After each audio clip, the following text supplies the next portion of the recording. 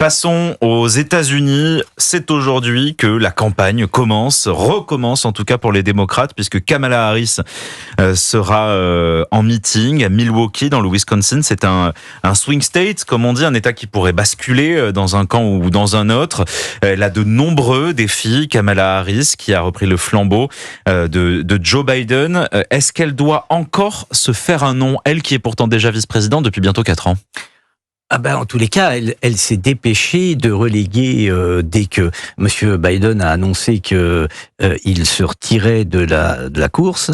Elle s'est dépêchée de prendre la première place, se faire un nom. Oui, sans doute auprès des Américains. Elle n'est peut-être pas encore assez populaire, mais on peut imaginer que ça va vite venir. En tous les cas, elle a tous ceux qui pouvaient prétendre à l'investiture. Elle les a appelés, tous ceux qui étaient importants. Hein. Je pense aux gouverneurs qui étaient rivaux et qui pouvaient prétendre à l'investiture démocrate. Je pense au Michigan, je pense à la Californie, la Pennsylvanie, au New Jersey.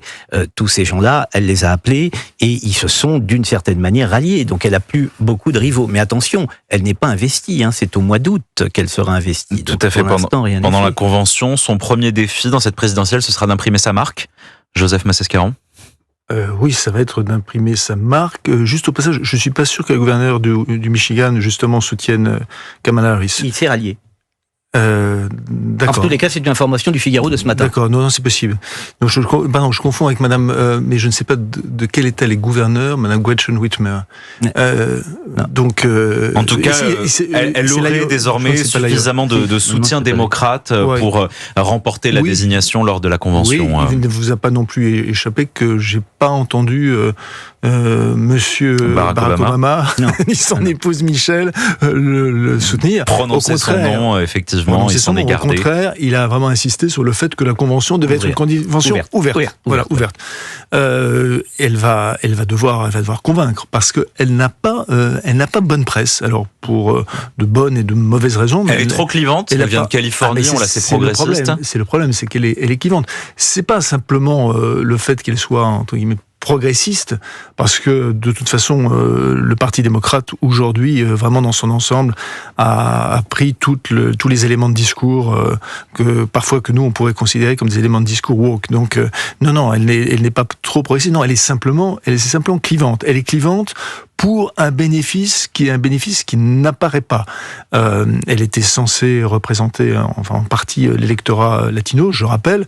Or, aujourd'hui, Donald Trump est majoritaire au sein de cet électorat. Donc, en fait, elle n'apportait pas grand-chose à Joe Biden avant. Alors maintenant qu'elle se lance, est-ce qu'elle va quitter cette pause et être beaucoup moins clivante?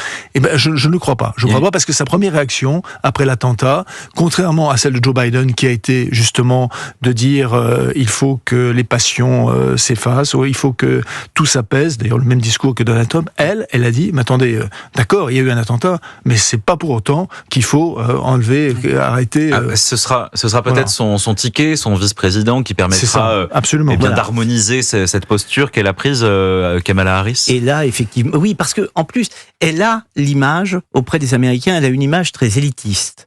Et ça peut aussi beaucoup jouer. Oui, alors elle voudrait, par l'intermédiaire de codicier, on parle de quelqu'un comme Roy Cooper, par exemple, qui était gouverneur de Caroline du Nord, qui ne peut pas se représenter, qui est un homme qui a 67 ou 68 ans, et qui est un homme, lui, modéré, précisément, et elle essaie effectivement de calmer ce côté très à la fois clivant, comme le disait Joseph, et élitiste, oui. Maintenant, elle part avec un vrai désavantage.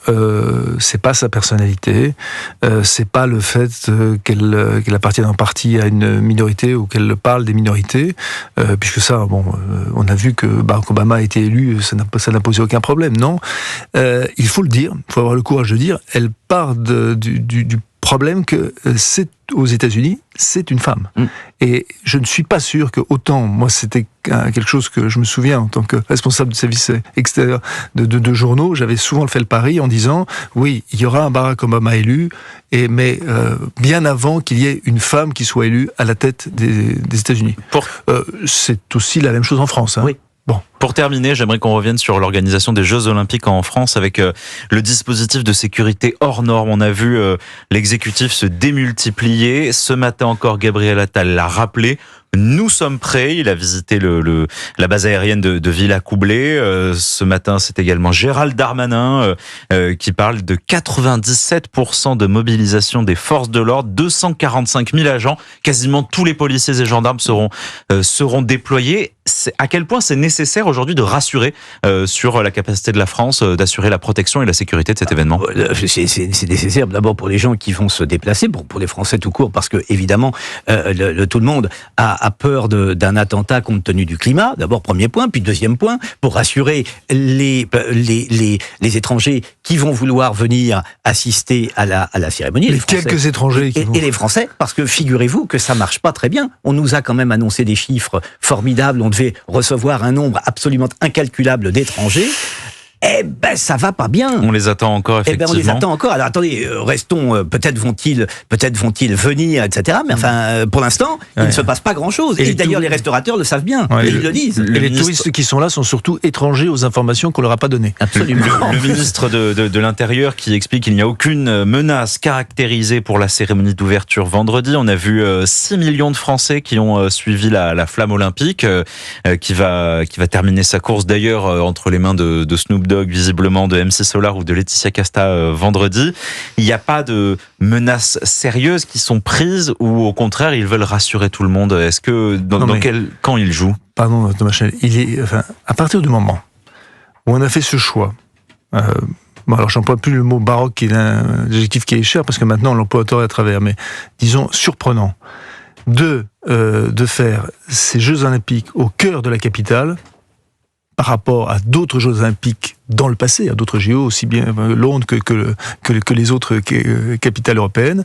À partir de ce moment-là, évidemment, la prise de risque ne peut être que maximale. Oui. C'est une évidence. C'est une évidence. Il peut arriver, en effet, absolument, d'où évidemment le fait qu'aujourd'hui Paris est grillagé, enfin tout le cœur de Paris est grillagé de partout. Et vous voyez d'ailleurs, les images sont saisissantes, prises par les reporters. Notamment, il y avait un grand long reportage sur CNews ce matin.